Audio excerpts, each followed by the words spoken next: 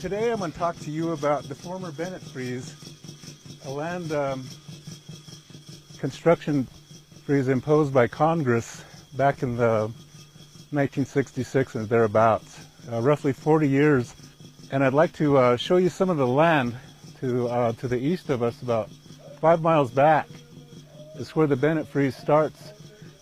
In this area, it's the southern Bennett Freeze, and it continues on to the west. It includes about 1.5 million acres and 9 Navajo reservation communities. And it continues west here to the Grand Canyon and then up north from there. To the north of us is the Hopi tribe, the Hopi Nation. Their reservation starts just about 2 miles from here and goes further up north. And this is all the disputed lands. And the Bennett Freeze was lifted, like I had said earlier, and so we can build. Today we can build, but what that did to a people, it had destroyed families. Children moved away. There's nothing going on here. You couldn't repair your corrals. If you had a broken window on your house, you couldn't repair that. So there were safety issues over that period of time. And the people that moved away, they left only the elderly here, the traditional people that stayed, generally speaking. And within that, we have uranium and arsenic contamination of the well water sources here, just a little west of us, about 5 miles west. That community, the Black Falls community, experienced that, and that continues today. The well water supply is contaminated. So there's that issue we're dealing with in relation to this whole Bennett Freeze scenario.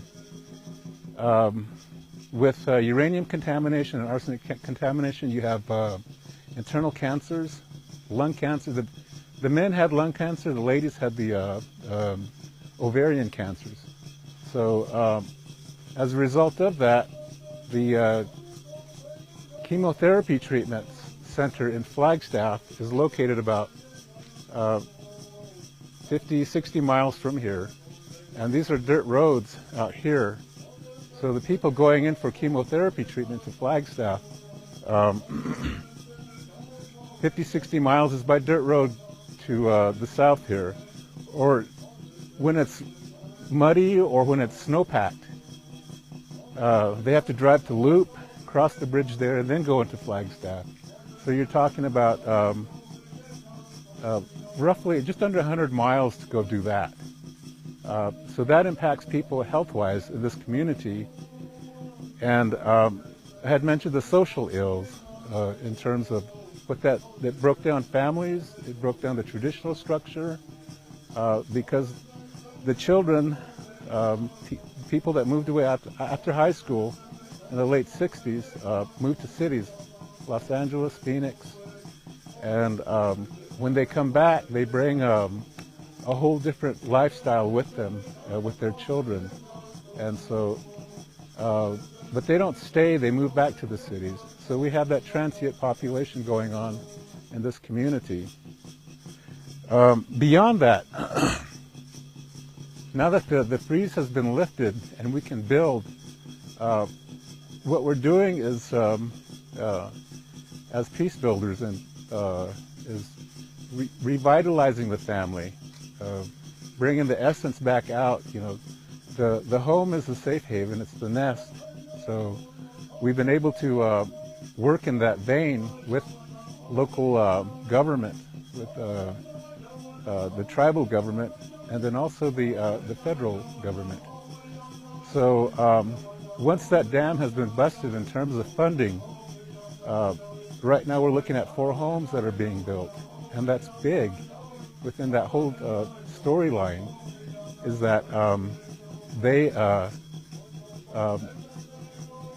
the people right now, the four families are elderly, and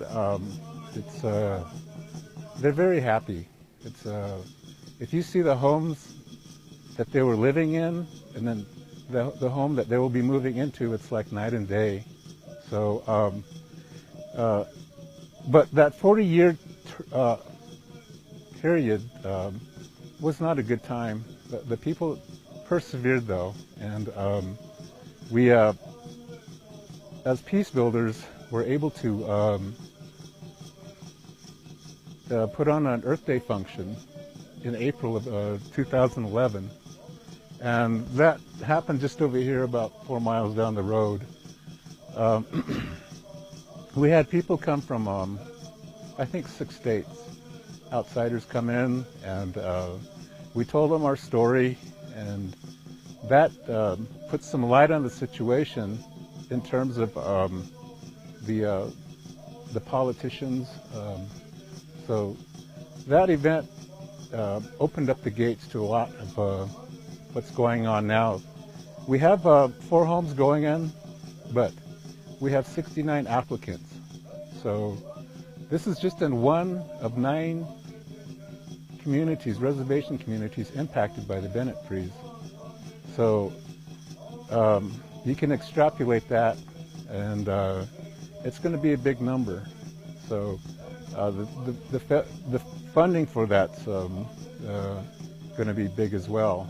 So we're taking on that challenge and working with the Tribal Navajo Relocation Commission. I'd like to extend an open invitation to our next Earth Day function in April. It's going to be a 4-day event.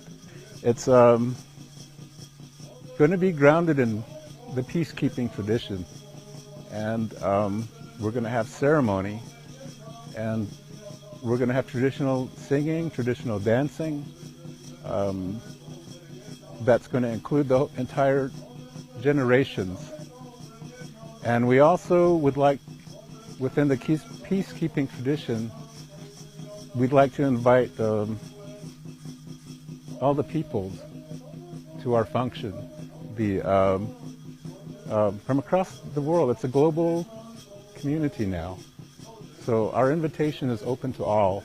You can come join us for our Earth Day event that's happening out here in Natani. It's grounded in the peacekeeping tradition of the Diné people. And we will have traditional singing, dancing, we'll have a concert event, and ceremony celebrating our sacred Mother Earth. All of this in peace and harmony with the global community. So everybody come out and join us and spend those 4 days with us, and we'll make this a better place to be.